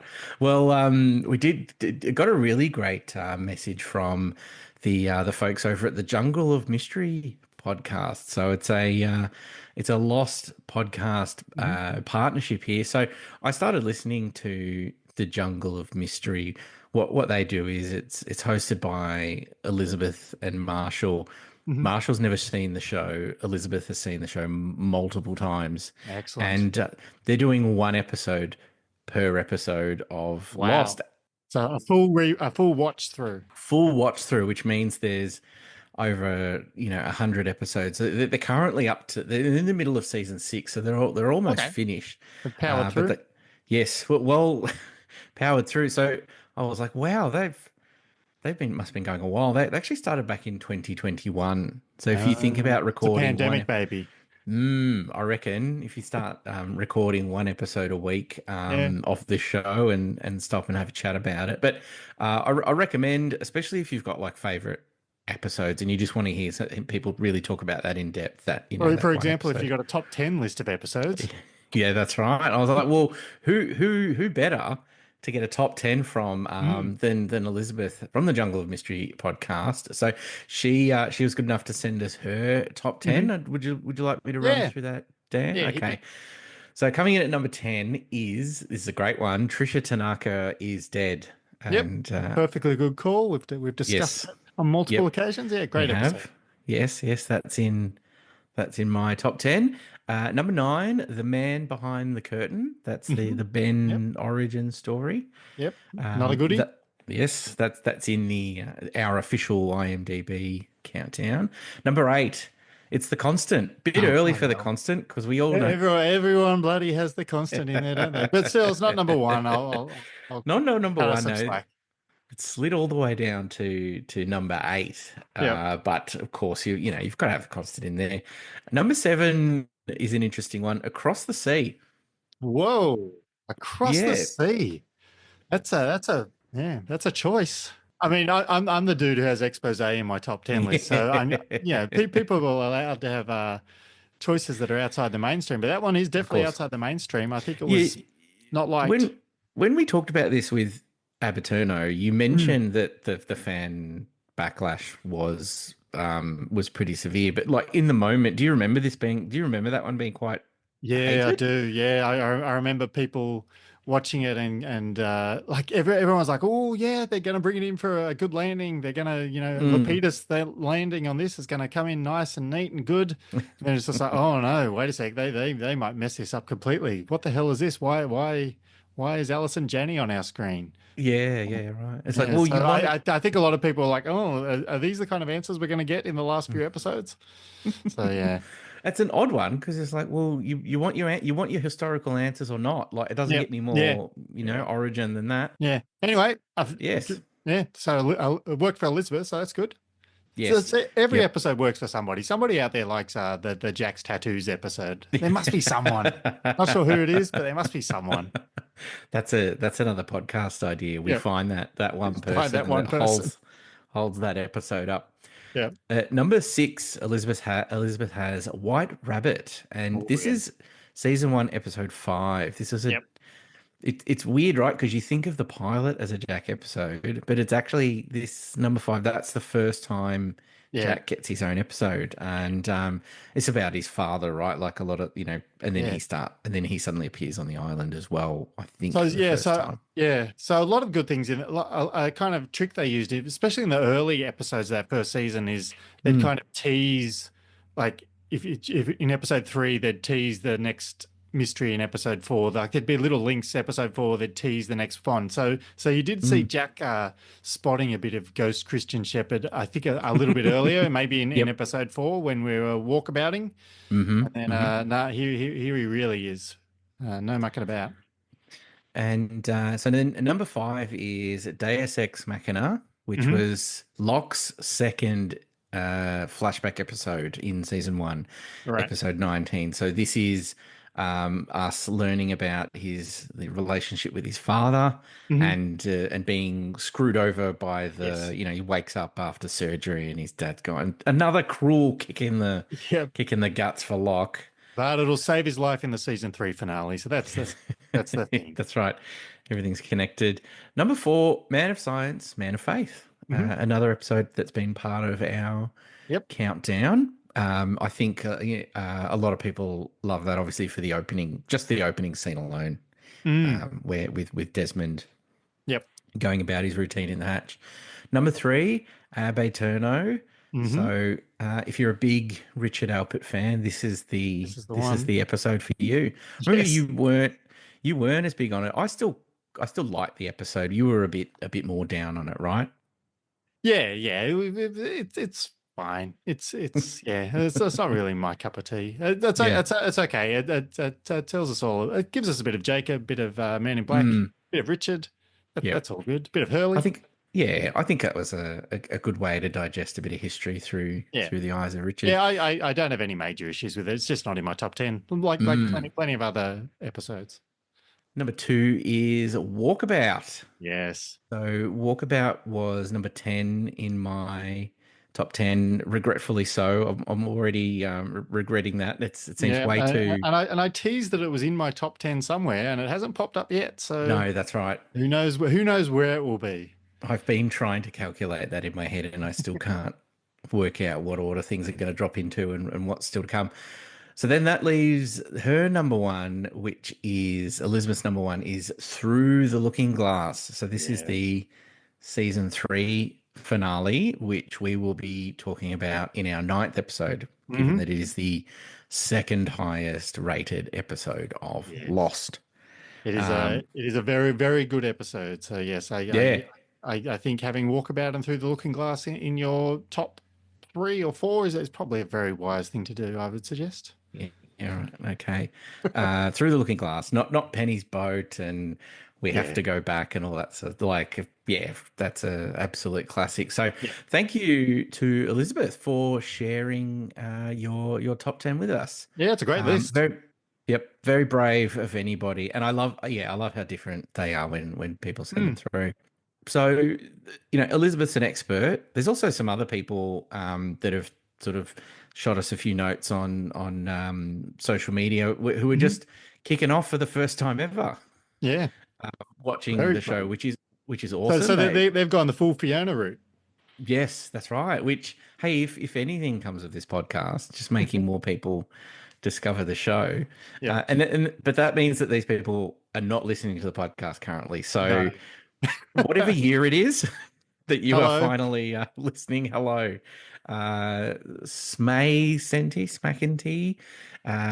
She says she hasn't started listening to the pod yet until she finishes the show, but she's currently in season 6. Okay, so Okay. she'll be here sooner than we think. Her And and Marshall from the Jungle of Mystery podcast, they're very eminent. yes, neck and neck. She's hanging in there because someone worded her up and said that it's the worst ending but up until Game of Thrones. So Yeah. look, well, We hopefully disagree we with that. yeah, I disagree, and I hope that we hear from Smassantee again once she does finish it. Love to get her Yeah, point of view on that. definitely. And a top 10 list if she's up to it. Yes, yeah, of course you have to do I that. think it's very hard to do a top 10 list on your first time through. I think Yeah. you need to wallow in it, rewatch it, think about things. Yes. Yeah. What really stayed with you? And a shout out to Carlo, who's Hmm. a mate of mine with a young child at home, but he was All right. inspired to finally watch the show. He's like, I missed it when it first came along. So got a text from him the other day. He said, I'm no zoologist, but I'm pretty sure polar bears don't really dig tropical climates. Well, So that's the mystery, isn't it, Carlo? yes, that's right. So I just a lot of replies with the the emoji with the zip mouth going, Yeah. I can't comment. But it is so we'll shout out to Carlo. It's probably 2028 or something, and he's finally gotten around to finishing the series. So yeah, I hope more people encourage their friends to give the show a watch. Yeah, definitely. Definitely. It's well worth a watch. Yeah. And Craig Moyle Yes. got in touch again. You remember he shared his top 10 in the last episode, and of course he sent us a photo of that glorious Blu-ray set. Yeah. How good is Yeah. physical I've got that media? one too in a cupboard downstairs somewhere. Yeah. Yeah. They're very Well, what do you beautiful. what do you do with them? Like you go, they sit in the cupboard. I never need this again, probably, Yeah. but I'm also never letting it go. Definitely not. Yeah, I don't know what to do with it because it's such a beautiful box, and Yeah. I've long since ripped all my DVDs and Blu-rays to a hard drive, so I don't have to ever put a Ah, Blu-ray or a okay. drive in a computer in a Yep. In a device thing ever again.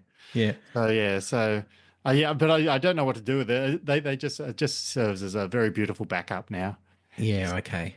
How long did that? Was that like a weekend Oh, project or it was an eternal project. I'm talking like one disc a week for like years. I yeah, would just pop it in, let it go. Yeah. into the drive. That's amazing. And Craig had to share a photo of Jack from the very first episode. He was reminiscing, Jack trying to fix everyone, but he can't fix himself. Isn't that just It's a cruel irony for poor old Jack. yeah, that's the doc. Yeah. Yeah. All in one message. And then did you hear back from Patrick? He emailed us in the last episode. We did hear back from Patrick. Patrick was the one who you expressed a little bit of surprise that he decided to watch the show immediately after it It ended and ended. got Yeah. perhaps a little bit of negative feedback. So he kind of wrote back and explained himself. He said he was about 15 or 16 when Lost first started, and he was kind of vaguely aware of it as something people were talking about, but he kind of missed the boat, so to speak, on the show the first time through, and was not quite curious enough to join in. But he in 2011, as it was pretty much coming to an end, he was working in HMV, so a Yes. big store, and got staff discounts on all kinds of box sets of TV. So he thought, oh, what the hell? I'll bite the bullet. I'll buy the Lost one. Mm. Binged the series, and he was not fully impressed. He thought, oh, it started off all right, and then it just got a bit weird for him, so he didn't think too much about it. But then he got a link to a video, which I assume we'll share on social media as this Yeah. video link. And the video kind of inspired him to rewatch it, and he rewatched it and appreciated it much more. And as things happened, he finished rewatching just in time for our podcast. So perfect. Fate. Yeah, we'll share that because this video comes up in my algorithm all the time. Yes. It's called the best show that no one talks about, and it is funny how it was like a Lost was a bit of a pop culture punchline, and then it really just kind of Yeah. disappeared. I guess. Yeah, it doesn't get as much love as some of the, like The Office and things like that, that you watch them go from streaming service to streaming Yeah. service. And another old show that I was reminded about. So Ben O'Cook, whoever that is, Yep. he when we started talking about Bones, he reminded me of Castle. Right. And I was like, that's right. Channel 7 just had all these, or I guess more specifically ABC in the US, just had all of these, like, what do you call them? Sort of, case of the week, will they, Yeah. won't they, Yeah. type television shows. And these things were just copy paste so many times, whether it was Sherlock, or there was the Daisies one, or Chuck, Yeah. or whatever They're all whatever the it same. was. Yeah. Yeah, yeah, and they were just so reliable in the ratings. And people must love to watch them. So yeah, good on them. Yeah, just Copy kind of paste. worked in that time of year. Also, Luke Williams reminded me. He reached out and because we were talking about Michael Emerson, Yep. winning awards and just being, we've sung his praises a lot on this podcast, and he reminded me about the show Person of Interest. So again, you think back to all of these Yep. shows. Yeah. In the aftermath of Lost, they were all like going out and getting on new shows, and Yeah, most of them didn't work. But Person no, of but Interest, yeah, he got 5 seasons out of this thing, which was a real, real can't sort of complain about that. surprise. Yeah. Yeah, yeah, and now I'm kind of inspired to watch it. Like I kind of So want to, so because I've new podcast, yeah, Persons of Interest watching person Persons of of interest. Interest. That's right. I reckon we'd have about 2 listeners. But yeah, so it was an off the grid presumed dead former CIA agent. John Reese is hired by a mysterious tech billionaire software genius Harold Finch to prevent violent crimes before they happen in New York City via an advanced surveillance AI. Ahead of its time, and yet Yeah. of the time very Yeah. much, with this recluse that is a mysterious tech billionaire software genius. Feels very of the time. Yes. um, So which but which one this, was which one was Emerson? Was he the software genius or was the CIA yeah, agent? yeah. Yeah, No, I he's not. kind of thought he'd be the software genius. He's not the CIA agent. No. But what was really interesting was there's 2 episodes of the show that have a 9.8 IMDb rating, which tops The Constant. Now, I Wow. don't know if it's one of those things where rating shows nowadays, like especially IMDb, and that a lot of the younger generations, I think it's how they find media. They go to Yeah. these sites, they rank, and they go, "Yep, if it's a 9 or whatever, then surely that's what I need to watch." And I wonder if the newer shows there are, maybe there's a little bit of recency bias. I'm not sure, but it also makes me really curious to definitely watch the show now. Like, Mm. there's some really high rated and well loved episodes. So All right. Well, I'm gonna have to check it let me out. know when you get to season 4, episode 11. I'll let you get a good head start, and Yeah. I'll drop in and join you for that one episode. Yes. 9.8 and even a bunch of 9.7. So that was really interesting. Luke also said to me, I wish they would just put the year up on the screen whenever they jump back in time. It's Right. something I hear from a lot of people, particularly Fiona as well, as she's trying to Yes. battle all the different storylines as they're floating around. And he also asked me, why didn't they just cut the cable that ran down to the Looking Glass station? Remember, that was their way of Yeah. finding. And I was like, well, I mean, if you don't like fun, I Yeah. guess that's one one thing. But then, It is always funny to me that the first time Saeed found it was like season 1, episode 7 or yeah, something, and he yeah, wanders into the jungle and finds Rousseau. No one ever thinks about let's go the other direction. I guess you probably no, wouldn't, would you? So it's coming out of the no, sea. You probably assume it's yeah, but you could, I don't know. You might have a little bit of a dip, a little bit of a wade in there and see what's at the other yeah. end. to see what's up. But no, they didn't do that. Instead, you get Charlie and you You get got other things to Mikhail, do. You got and hatches. yeah, Too that's much stuff to right. do to worry about that bloody cable. Yeah, that's it. That's it. But it is funny. You're right. How early that was discovered in the show, and they went and revisited. So yeah, and all of our feedback Yeah, for I this did have week. one further piece of update. So I think that, when we were talking about Patrick, and Patrick's a number cruncher, as I was in my youth, and we were Hmm. mentioning how, or I mentioned how, all my little summaries of each episode were accompanied by some statistically significant analysis of what had gone on. Mm. So I used to be a data cruncher. I was, very, very comfortable in the old Excel. So I wrote a little macro that would, as soon as the transcript for each episode came, I would just read it in and automatically spit out the proportions of the dialogue for each person. And then I could use that to, do various kinds of analyses to work out who was Mm. most responsible for good episodes and bad episodes. Yep, And then I yep. just kind of did a rolling average over time.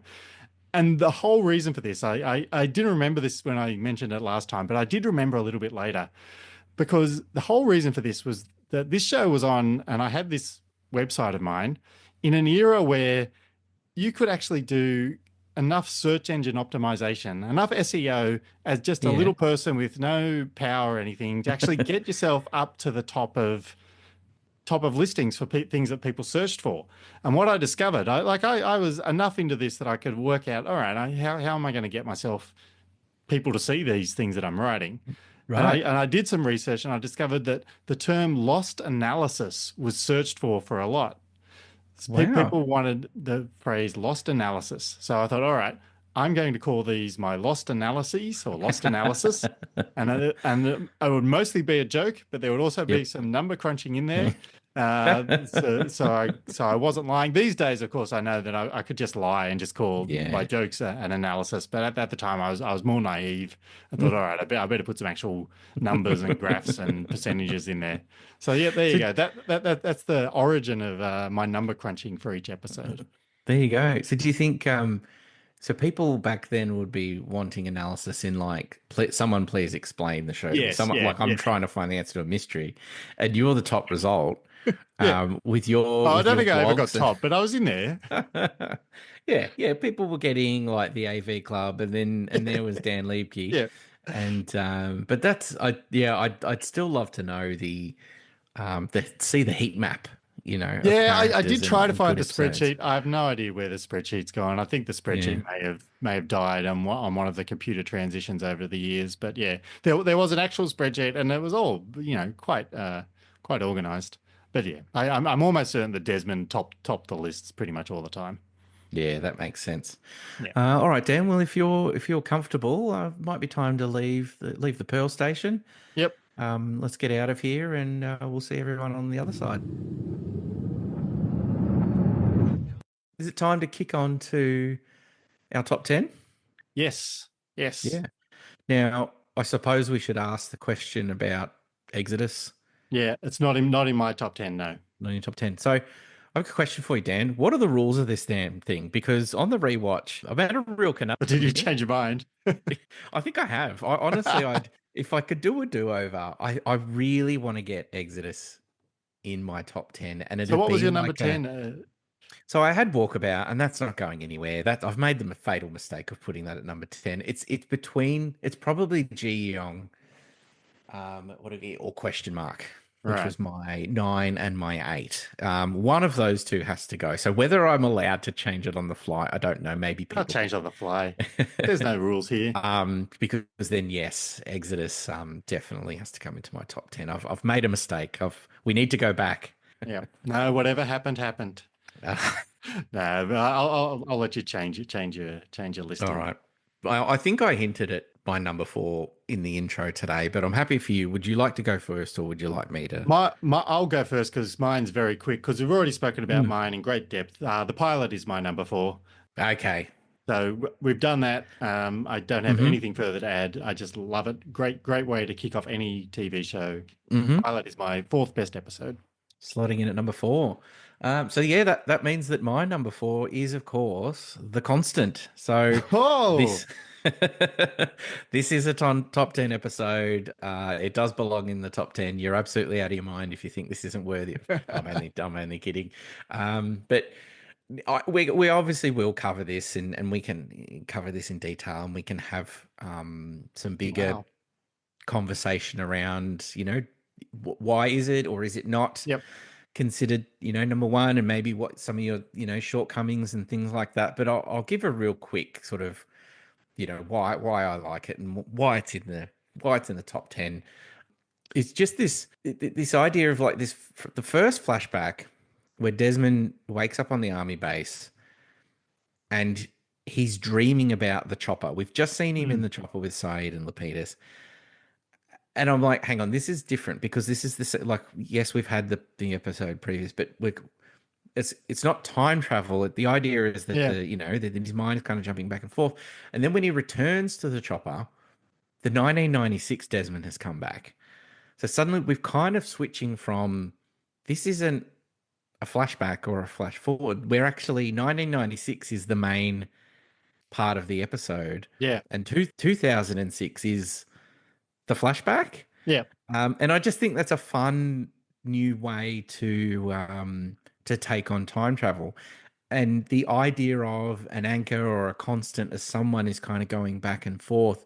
I'd not seen anything like that before. No. No. I just think it's a fun new way of kind of doing the idea of time travel, doing the idea of a format that the show had almost kind of created or sort of stamped in its legacy, that of being flashbacks to Mm. that storytelling device. Now we're playing around with that. So all that stuff works for me. And the other thing I'd not really thought of too much, and it kind of dawned on me that his history, right? So he'd gone to the monastery, Yep. and he sort of learns about solitary, right? He's in the army, he's learning how to be regimented, he's learning discipline, routine, and then he's in jail. And so there's that kind of confinement thing. It's all training for Training. Yeah. him Yep. to ultimately end up having to spend 4 years in the hatch pushing Yeah, that's pushing a true. Yeah. button, pushing a button and saving the world. And he has to go on this whole sort of journey to save the world. When he lays down in the sick bay, and he's confronted with a guy who's got like a worst case of what he's being. So Yeah. there's Mikowski, played by Fisher Stevens, who's showing us this is your fate. Yeah. This is where you're headed. This is what it means to have this. So then when he talks to Faraday, and Faraday's trying to explain to like Jack and Juliet, like, oh, I think he might just be a little bit confused. But when he talks to Faraday and he says, what year is it? It's 1996. Okay, I need you to go and find me in Oxford. It kicks off one of the most, I think, one of the best kind of mini adventure, self-contained stories that the show will ever do. In Yep. that little sort of single story narrative. In 43 minutes, they're able to set up the rules, Yep. what the stakes are, and then you've got like he's going to go and track down Faraday. He's giving him the oscillating numbers. We've got time traveling mice. He's got to then find Penny via Widmore, convince her that he's going to call her, because if he does, if she doesn't, it's he needs his constant. Yep. Yeah, it's frantic and it's stressful, and both timelines. So the freighter, all hell is breaking loose, right? It's absolutely chaos on that side. And then in 1996, at any point in time, he could flash back. It's, and he's trying to connect the dots. And the way they're able to kind of bring it all together, yeah, I think is an incredible feat of 45-minute storytelling. Yeah. And I'm invested in all the characters. I'm invested in what's happening. And it's fun. He goes from having absolutely no idea what any of this means or what the solution is to Saeed MacGyvering another, radio Yep. thing so that he can call Penny. And he's like, you need to hurry up and remember that phone number. He never remembers the phone number, but he gets to flash. He gets to go back to 1996, ask her for the phone number, come back, and he's like, "Yes, I now know the phone number."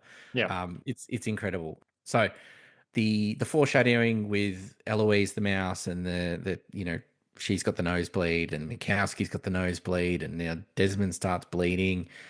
It's just it just ratchets everything up. And then the scene with Penny is fantastic. I love their relationship. I love the idea of them reconnecting and him saying to her that, if you just, I still care about you and I need you to answer the phone. I need this to happen. I'm going to call you on. And plus it's connected to the larger story. It helps them find, Yeah. find, and they ultimately, via her boat, become the Oceanic Six. So, and of course the final twist, Faraday. If anything goes wrong, Desmond Hume will be my constant, which also was a sort of a fun twist. So. I will argue for the constant being a classic episode. Yeah, the version from me from episode 10's flashback and is ready to counteract those, but I'll keep sending him back to episode 10 and we'll discuss it further then. Yes.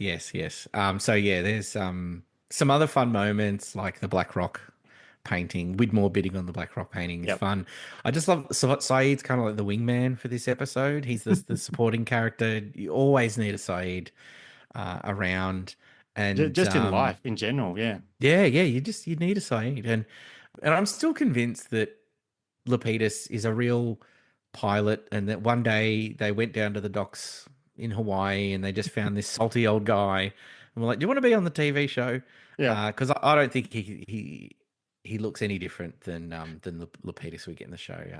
Love some Lapidus. So there you go. Excellent. So there we go. The first mention of the constant. We will get another mention in a few episodes' time. Yeah, that's right. But not next episode. No. What's next episode? Next episode is number 3 on our countdown. So we're getting into the top 3. And this one is Live Together, Die Alone, Part 1 and Part 2, the 2-part Season 2 finale, episodes 23 and 24. So we'll be watching that next time and talking about that. Yep. Looking forward to it. All right, let's cue the outro. Thank you for listening to Lost Within Lost. If you have any feedback on anything you've heard in this episode, or even if you just want to share some of your own favourite Lost memories, you can send us a note via email and or pneumatic tube if that happens to be working. Just send it to lostwithinlostpodcast@gmail.com. We're also on the socials. We're on Twitter and or X, and we're also on Blue Sky, both of those at Lost Within Lost. Come and say hello. And meanwhile, thank you for listening.